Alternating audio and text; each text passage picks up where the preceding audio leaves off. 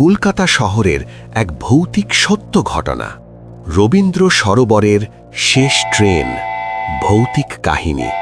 কলকাতার এক শীতের রাত। 2015 সালের শীতকাল। কলকাতার রাত তখন বেশ ঠান্ডা ও নির্জন।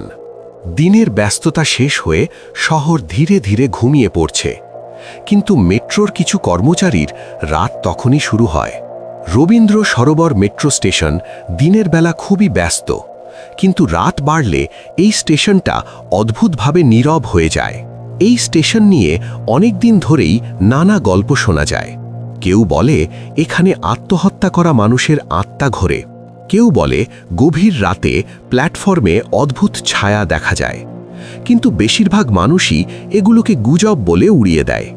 সেই রাতে স্টেশনের নিরাপত্তার দায়িত্বে ছিল এক মাঝবয়সী নিরাপত্তারক্ষী রঘুনাথ। রঘুনাথ প্রায় 12 বছর ধরে মেট্রোতে কাজ করছে।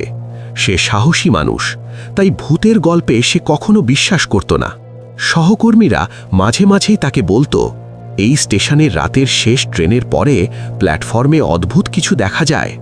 রঘুনাথ হাসত আর বলতো, ভূত বলে কিছু নেই, সব মানুষের কল্পনা। শেষ ট্রেন। রাত প্রায় 10:50। শেষের দিকে ট্রেনগুলো চলছিল। কিছু যাত্রী দ্রুত ট্রেন ধরে বাড়ি ফিরছিল। স্টেশনের ঘোষণায় শোনা গেল, শেষ ট্রেন কয়েক মিনিটের মধ্যে ছাড়বে।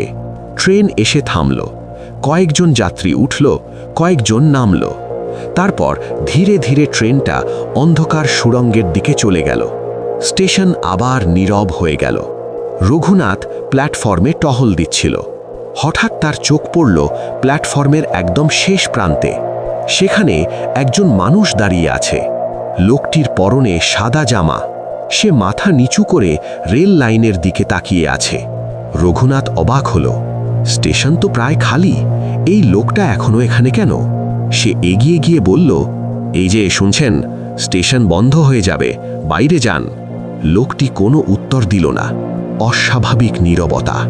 রঘুনাথ আবার বলল, শুনছেন? এবার লোকটি ধীরে ধীরে মাথা তুলল। রঘুনাথের বুক কেঁপে উঠল। লোকটির মুখটা অদ্ভুত ফ্যাকাশে, যেন রক্ত নেই।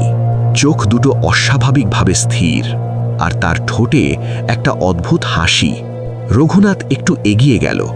ঠিক তখনই লোকটি ধীরে ধীরে পিছিয়ে যেতে লাগল। সে রেল লাইনের একেবারে কাছে চলে গেল। রঘুনাথ চিৎকার করে বলল, ওখানে যাবেন না। কিন্তু হঠাৎই লোকটি রেল লাইনের দিকে ঝাঁপ দিল।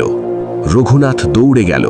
তার মনে হচ্ছিল একটা ভয়ঙ্কর দুর্ঘটনা ঘটেছে, কিন্তু লাইনের কাছে গিয়ে নিচে তাকিয়ে সে যা দেখল তা তাকে স্তব্ধ করে দিল।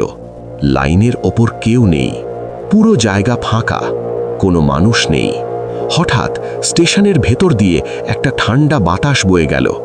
রঘুনাথের মনে হলো যেন কেউ তার পেছনে দাঁড়িয়ে আছে। সে ধীরে ধীরে পিছনে তাকালো, কিন্তু সেখানে কেউ ছিল না। পুরনো গল্প। পরদিন সকালে রঘুনাথ তার সহকর্মীদের সব ঘটনা বলল। তখন এক প্রবীণ কর্মচারী বলল, অনেক বছর আগে এই স্টেশনে একজন মানুষ ট্রেনের সামনে ঝাঁপ দিয়েছিল। তারপর থেকেই মাঝে মাঝে তাকে দেখা যায়।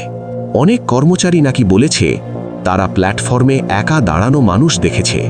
কেউ কেউ রেল লাইনের দিকে হাঁটা ছায়া দেখেছে, আর কাছে গেলে সেই মানুষটি অদৃশ্য হয়ে যায়। আজও রহস্য। আজও অনেক কর্মচারী বিশ্বাস করেন, রাতের শেষ ট্রেন চলে যাওয়ার পর রবীন্দ্র সরোবর মেট্রো স্টেশন প্ল্যাটফর্মে কখনো কখনো সেই অদ্ভুত মানুষটিকে দেখা যায়। সে নীরবে দাঁড়িয়ে থাকে, রেল লাইনের দিকে তাকিয়ে, আর কেউ কাছে গেলে হঠাৎ অদৃশ্য হয়ে যায়।